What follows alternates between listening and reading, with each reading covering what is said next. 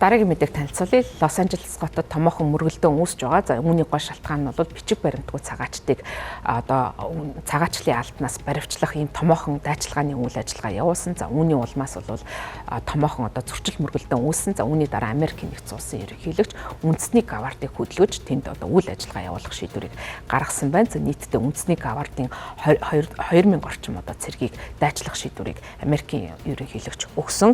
За энэ шийдвэрийг гаргасантай холбоотойгоор энэ нөхцөл байдал бол улам цаашдаа даамжрах магадaltaй гэж үзэж байна. За Калифорни мужийн Лос Анжелес хотод болсон жагсаачид болон холбооны төлөөлөгч холбооны засаг захиргааны ажилтнуудын хооронд мөргөлдөөн 20 дахь өдрөө үргэлжилж байгаа. За үүний дараагаас Бэмб гарагт Дональд Трамп холбооны засгийн газар очиж асуудлыг шийднэ гэж мэдгдсэн. За энэ өдрийн ихээр Латин Америкчууд голдуу оршдог Промот дүүрэгт оршин суугчдыг цагаачл гайлын албаны ажилтнууд бол баривчлах ийм үйл ажиллагаа явагдсан. За үүний дараагаас эхлээд хоорондын мөргөлдөөн үүсэж цугласан олныг тараахын тулд нулимс асаргуулагч хий ашигласан. За энэ 7 хоногт бол Лос Анжелес цагаачл гайлын албаны баривчлах үйл ажиллагааны үр дүнд 118 баривчлага хийсэн. За 44 нь бол баасан гарагт болсон байна. За Калифорни мужийн амбан захирагч Гвен Ньюсом бол энэ дайралтыг харгас үйл ажиллагаа гэж буруу шаасан. За өөрөөр хэлбэл Калифорни муж бол энэ тал дээр ямар нэгэн холбооны засгийн газрын явуулж байгаа шийдвэрийг дэмжихгүй байгаагаа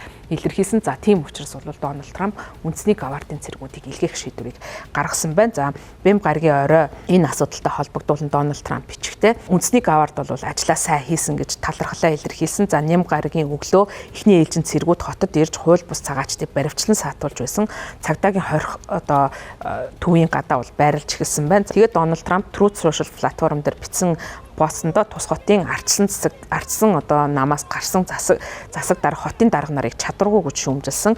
За мөн завсагцад цаашдаа маск зүхийг нь хориглоно гэж мэдэгдэж байгаа. За харин Калифорни мужийн амбан захирагч мэдэгдэхтэй холбооны засгийн газар үндэсний гавардыг гартаа авсан зориудаар нөхцөл байдлыг хурцдах. За энэ хурцтмал байдлыг бол улам даамжруулах зорилго агуулж байна гэж шүүмжилсэн байна. За цаашдаа Ням гарагт бол Лос Анжелес хотод дахин эсэргүүцлийн чагсаа цуглаан болох ийм магадaltaй байна. За үндэсний гавард бол Америкийн зэсэгт хүчний нөөцийн хүчний хэсэгт бол багтдаг. За энэ нь бол армийн үндэсний гавард, агаарын үндэсний гавард гэсэн хоёр ийм салбараас бүрддэг. За 1903 онд бол цэргийн тухай хуулиар анх байгуулагдсан. Америкийн холбооны хуулиар үндэсний гавардын одоогийн бүтцийг тодорхойлон бий болгосон. За батлан хамгаалахын боловсон хүчний мэдээллийн төвийн мэдгдсээр 2023 оны байдлаар ойролцоогоор 418 мянган нөөц цэрэг үндэсний гавардад алба хаадаг юм байна. За тэдний хувьд гол үүрэг гүйцэтгэдэг шалтгаан нь бол Америкийн нэгдсэн улстай холбоотой онцгой байдлын нөхцөл байдал үүсэх. За өөрөөр хэлбэл байгалийн гамшиг болон